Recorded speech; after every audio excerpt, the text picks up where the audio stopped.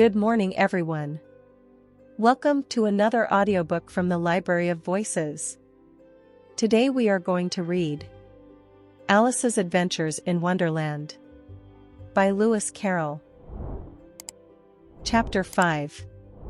Advice from a Caterpillar. The caterpillar and Alice looked at each other for some time in silence. At last the caterpillar took the hookah out of its mouth and addressed her in a languid, sleepy voice. "Who are you?" said the caterpillar. This was not an encouraging opening for a conversation. Alice replied, rather shyly, I hardly know, sir, just at present. At least I know who I was when I got up this morning, but I think I must have been changed several times since then." "What do you mean by that?" said the caterpillar sternly. "Explain yourself."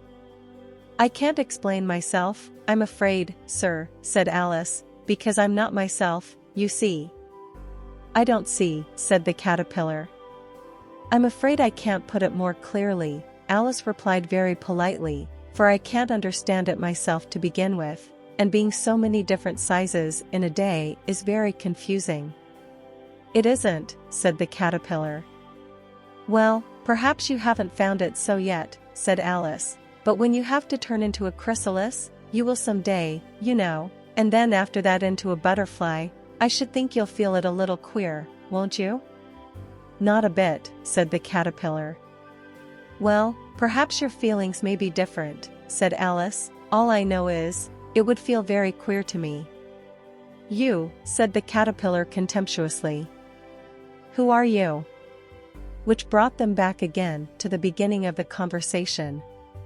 Alice felt a little irritated at the caterpillars making such very short remarks, and she drew herself up and said, very gravely, "I think you ought to tell me who you are, first."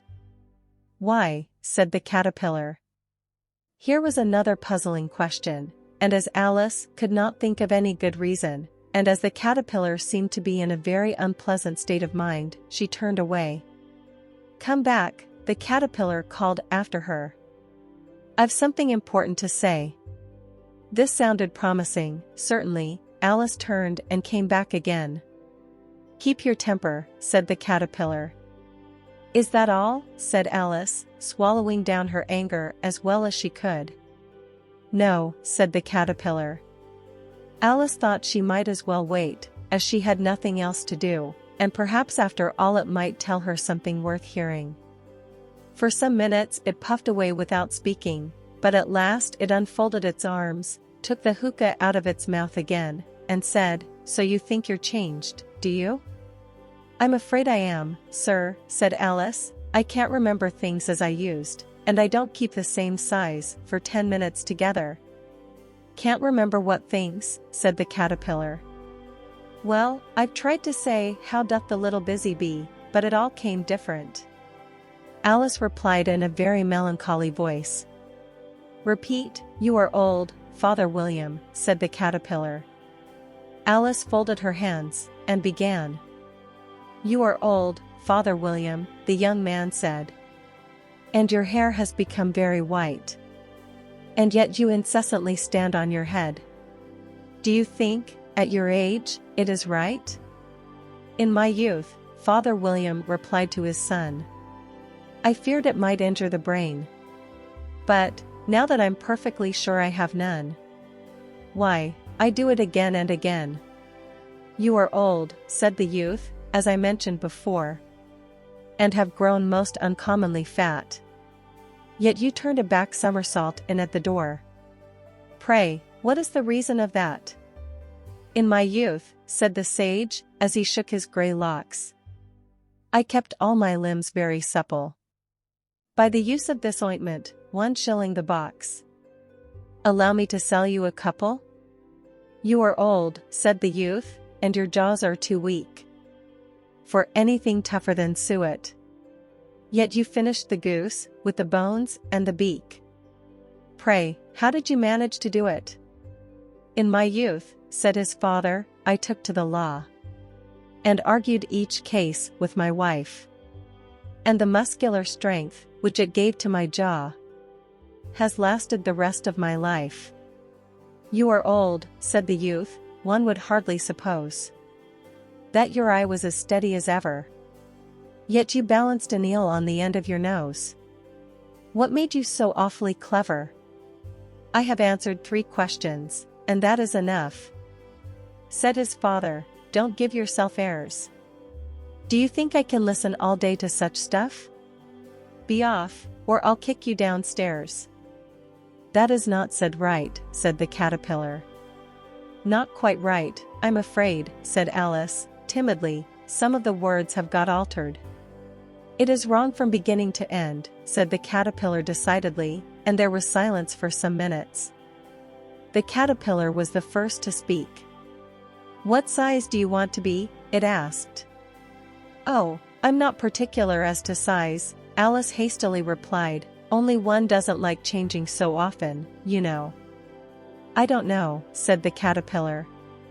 Alice said nothing. She had never been so much contradicted in her life before, and she felt that she was losing her temper. Are you content now? Said the caterpillar. Well, I should like to be a little larger, sir, if you wouldn't mind, said Alice. 3 inches is such a wretched height to be. It is a very good height indeed, said the caterpillar angrily, rearing itself upright as it spoke. It was exactly 3 inches high. But I'm not used to it, pleaded poor Alice in a piteous tone. And she thought of herself, I wish the creatures wouldn't be so easily offended. You'll get used to it in time, said the caterpillar, and it put the hookah into its mouth and began smoking again. This time Alice waited patiently until it chose to speak again. In a minute or two the caterpillar took the hookah out of its mouth and yawned once or twice, and shook itself. Then it got down off the mushroom, and crawled away in the grass, merely remarking as it went, one side will make you grow taller, and the other side will make you grow shorter. One side of what? The other side of what? Thought Alice to herself. Of the mushroom, said the caterpillar, just as if she had asked it aloud, and in another moment it was out of sight.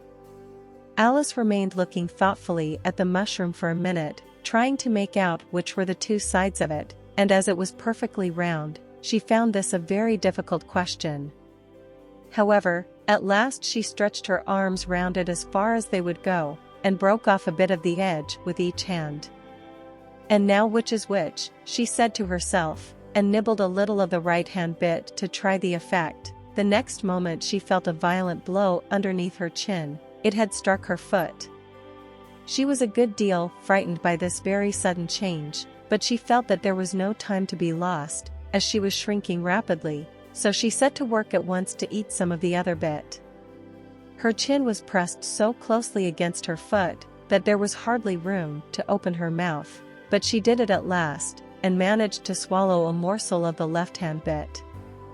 Come, my head's free at last, said Alice in a tone of delight, which changed into alarm in another moment, when she found that her shoulders were nowhere to be found. All she could see, when she looked down, was an immense length of neck, which seemed to rise like a stalk out of a sea of green leaves that lay far below her. What can all that green stuff be? Said Alice.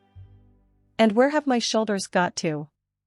And oh, my poor hands, how is it I can't see you? She was moving them about as she spoke, but no result seemed to follow, except a little shaking among the distant green leaves. As there seemed to be no chance of getting her hands up to her head, she tried to get her head down to them, and was delighted to find that her neck would bend about easily in any direction, like a serpent. She had just succeeded in curving it down into a graceful zigzag, and was going to dive in among the leaves, which she found to be nothing but the tops of the trees under which she had been wandering, when a sharp hiss made her draw back in a hurry. A large pigeon had flown into her face, and was beating her violently with its wings. Serpent, screamed the pigeon. I'm not a serpent, said Alice indignantly. Let me alone. Serpent, I say again, repeated the pigeon, but in a more subdued tone, and added with a kind of sob, I've tried every way, and nothing seems to suit them. I haven't the least idea what you're talking about, said Alice. I've tried the roots of trees, and I've tried banks, and I've tried hedges," the pigeon went on, without attending to her, "but those serpents. There's no pleasing them." Alice was more and more puzzled, but she thought there was no use in saying anything more till the pigeon had finished. "As if it wasn't trouble enough hatching the eggs," said the pigeon, "but I must be on the lookout for serpents night and day. Why, I haven't had a wink of sleep these 3 weeks." "I'm very sorry you've been annoyed," said Alice, who was beginning to see its meaning. "And just as I'd taken the highest tree in the wood," continued the pigeon, raising its voice to a shriek, "and just as I was thinking I should be free of them at last, they must needs come wriggling down from the sky." "Ugh, serpent!" "But I'm not a serpent, I tell you," said Alice. I'm a. "Well, what are you?" said the pigeon.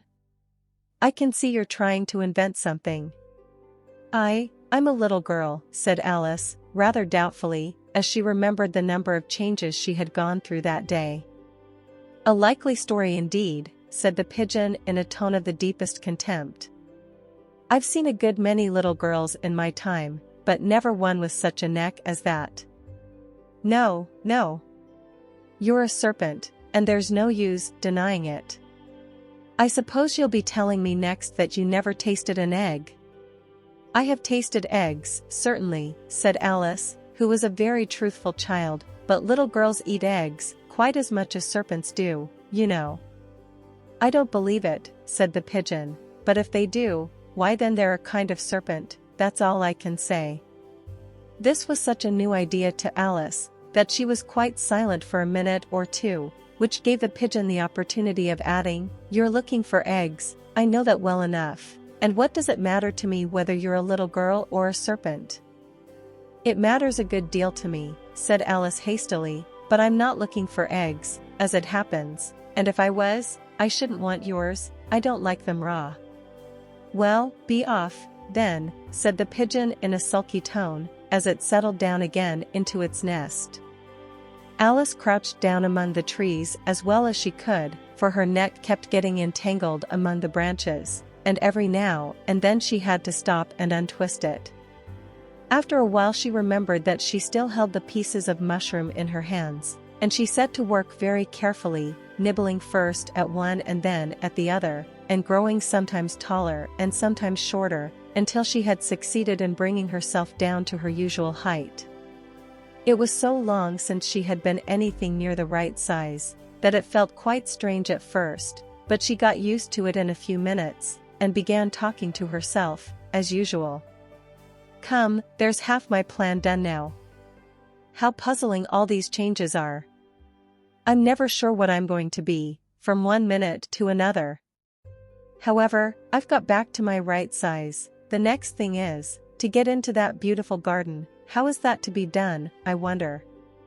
As she said this, she came suddenly upon an open place, with a little house in it about 4 feet high.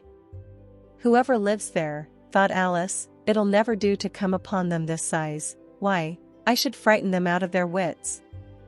So she began nibbling at the right-hand bit again, and did not venture to go near the house, till she had brought herself down to 9 inches high.